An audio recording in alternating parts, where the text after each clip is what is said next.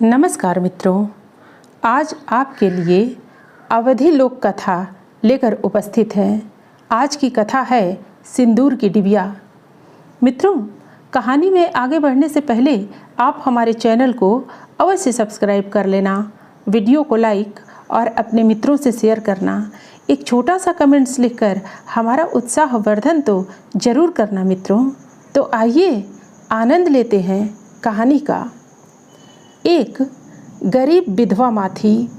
उसकी गोद में 5 वर्ष का एक बालक था। वह किसी प्रकार कुटौनी पिसौनी करके अपने मुसीबत के दिन काट रही थी। पेट काट कर किसी तरह उसने अपने इकलौते बेटे को पाला और पढ़ाया लिखाया।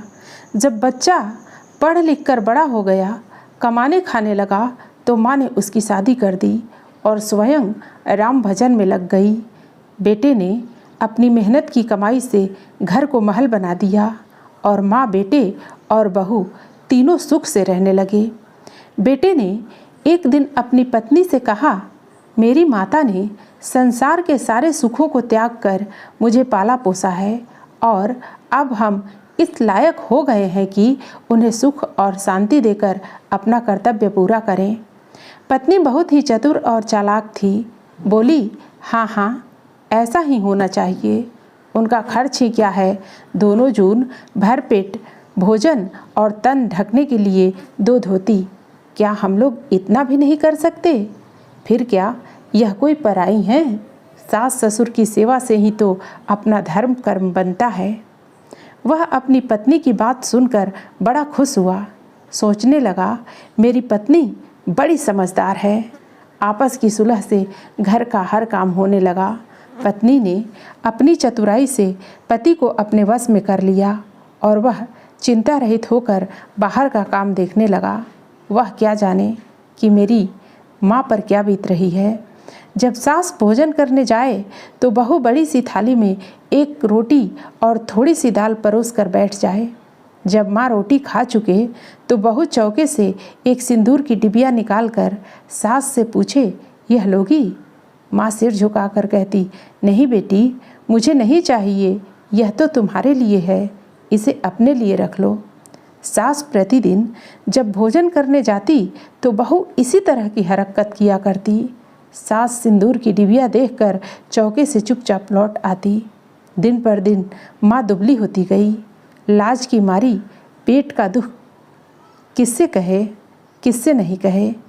एक दिन बेटे ने बड़े प्रेम से माँ से पूछा, माँ, तुम दिनों दिन दुबली क्यों होती जा रही हो? तुम्हें अब कौन सा दुख है? बेटे के बार बार पूछने पर माँ रोने लगी और कहा, बेटा, कहते हुए लाज आती है। तुमको आंख भर देख लेती हूँ, सारा दुख भूल जाती हूँ। अब जीवन के थोड़े दिन बचे हैं, वह भी किसी प्रकार कट जाएंगे। बेटा माँ की बात सुनकर बड़े सोच में पड़ गया कि आखिर क्या बात है जिसे माँ को बताने में लाज आती है। वह माँ के पैर पकड़कर कहने लगा, माँ, मुझसे कैसी लाज? मैं कोई गैर तो नहीं हूँ जो लाज करती हो। मुझसे ज़रूर बताओ, नहीं तो मैं खाना पीना छोड़ दूँगा। माँ बड़े धर्म संकट में पड़ी। धीरे से बोली, बेटा, मुझे पेट का दुख है। बेटे को यह सुनकर बड़ा दुख हुआ। वह कहने लगा, इतनी धन दौलत के बावजूद तुम्हें पेट का दुख है? बड़े सोच की बात है माँ, मेरा सारा परिश्रम व्यर्थ है। बेटे ने अपनी पत्नी से पूछा, माँ को पेट का दुख है, यह कैसी बात है? मेरी समझ में नहीं आता। बहू ने तुरंत उत्तर दिया, मैं क्या जानूँ, यदि वह ना खाएं और पूछने पर न लें तो मेरा क्या दोष है? मैं तो बहुत पूछती हूँ, आप चाहें तो खुद सुन ले। वह खुद कहती है कि अब हमें नहीं चाहिए, तुम अपने लिए रख छोड़ो, तो मैं क्या करूं? जब माँ रसोई में खाने गई तो बेटा छिप कर सुनने लगा। कुछ देर बाद जब बहू ने सिंदूर की डिबिया खोल कर दिखाई और लेने के लिए पूछा तो माँ ने नम्रता से कहा, बेटी, इसे लेकर क्या करूँगी? यह तुम अपने लिए छोड़ रखो।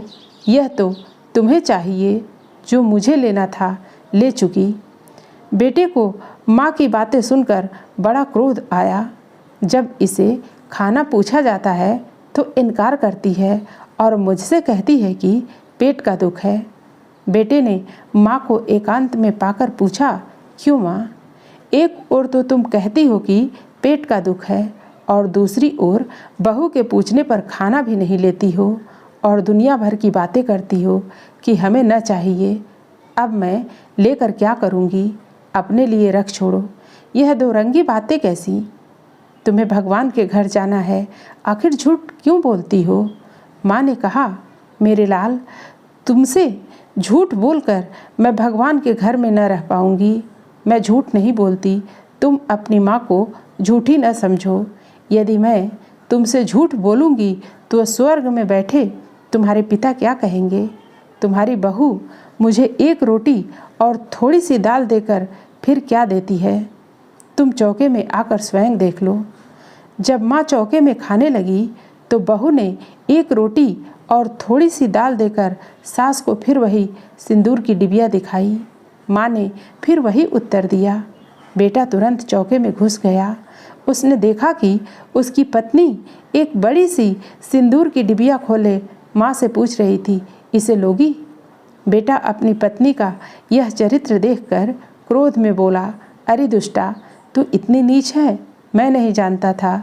तू हट जा मेरी आंखों के सामने से। मैं आज से तेरा मुंह नहीं देखना चाहता। वह बहू को घर से निकालने लगा, पर माँ ने उसे समझा बुझाकर शांत किया। बहू ने भी सास के चरण पकड़कर क्षमा मांगी। फिर तीनों सुख से रहने लगे। मित्रों, फिर मिलते हैं अगली प्रस्तुति में नई कहानी के साथ। धन्यवाद।